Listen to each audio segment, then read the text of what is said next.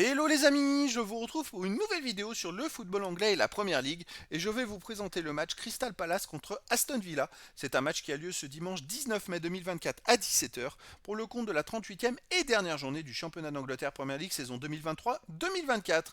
Alors Crystal Palace c'est le 12e du classement qui reçoit Aston Villa le 4e.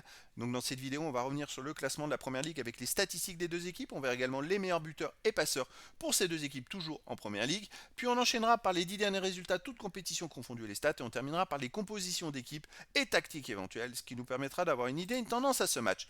Pour ceux qui souhaitent voir ce match à la télé, sachez que vous pouvez le voir sur Multisport 5. Alors au classement, on a donc Crystal Palace qui est 12e avec 46 points en 37 matchs, 12 victoires, 10 nuls, 15 défaites, 52 buts marqués, 58 encaissés, moins 6 de différence de but. Donc Crystal Palace est dans le ventre mou du classement, on n'a plus rien à espérer cette saison. Aston Villa de son côté est 4e avec 68 points en 37 matchs, 20 victoires, 8 nuls, 9 défaites, 76 buts marqués, 56 encaissés, plus 20 différences de but. Alors ils ont 11 points de retard sur le 3e, ils ont 5 points d'avance sur le 5e, ils ne peuvent plus rien leur arriver. Donc ils n'ont plus rien à espérer également, ils vont finir 4e de ce championnat. Au niveau des meilleurs marqueurs, pour Aston Villa, on a Watkins avec 19 buts. Pour Crystal Palace, Mateta est à 13, Olise 10. Pour Aston Villa, Bailey 10. Pour Crystal Palace, Eze 9. Pour Aston Villa, Louise 9. Ensuite, pour Crystal Palace, Edouard 7. Pour Aston Villa, McGinn et Diaby avec 6. Duran 5.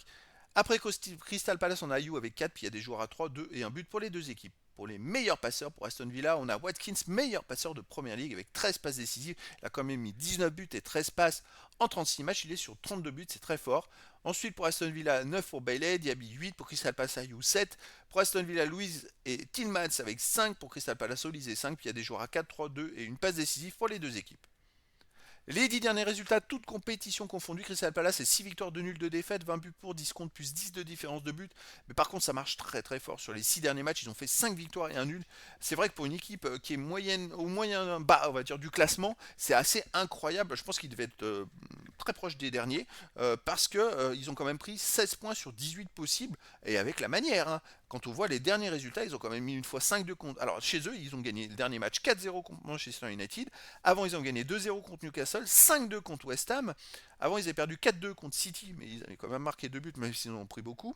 Voilà, donc sur les 4 derniers matchs à la maison, c'est quand même 3 victoires, une défaite, mais 3 victoires d'affilée, en marquant quand même 13 buts en 3 matchs. Et ils en ont pris 2. C'est quand même une équipe qui marche très fort en ce moment. En plus, ils vont gagner à l'extérieur. C'est très fort. De son côté, Aston Villa, sur les 10 derniers matchs, c'est 3 victoires, 3 nuls, 4 défaites, 18 buts marqués, 19 encaissés, moins de différence de but. Alors sur les 5 derniers matchs, ils n'ont pas gagné, avec 2 nuls et 3 défaites. Par contre, eux, c'est le contraire. Ils marchent pas très fort en ce moment. À l'extérieur, ils restent sur une défaite justement à l'Olympiakos 2-0.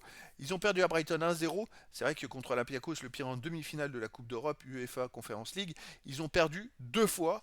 C'était une surprise. Avant, ils ont fait, sinon, à l'extérieur, à Lille, ils ont perdu 2-1. Et ils ont aussi gagné à Arsenal 2-0. Donc depuis cette belle victoire Arsenal, bon, à part avoir battu pour Mousse, ils ont enchaîné un peu des déconvenus. Au niveau des compos d'équipe et tactique, pour Crystal Palace, on aurait du 3-4-2-1 avec gardien Anderson, défense Klein, Andersen, Richards, milieu de terrain Munoz, Lerma, Wharton, Mitchell, milieu offensif Olise et Eze, attaquant Mateta. Et pour Aston Villa, on aurait du 4-4-2 avec gardien Martinez, défense Dean, Torres, Carlos, Consa, milieu de terrain Diaby, Louise, McGinn, Bailey, attaquant Watkins et Duran. Donc voilà les amis, le décor est planté entre ces deux équipes. Est-ce que Crystal Palace va continuer sur sa lancée? C'est quand même deux équipes qui n'ont plus rien à jouer. Mais Crystal Palace, là, franchement, ils préparent très très bien leur prochain championnat, parce qu'en faisant de tels bons résultats, ça pourrait être une équipe différente l'année prochaine. Attention. Donc je vous donne rendez-vous ce dimanche 19 mai 2024 à 17 h pour le match de la 38e et dernière journée du championnat d'Angleterre Première Ligue saison 2023-2024. Crystal Palace, le 12e du classement, reçoit Aston Villa, le 4e. Voilà les amis, je vous dis à très bientôt pour une nouvelle vidéo.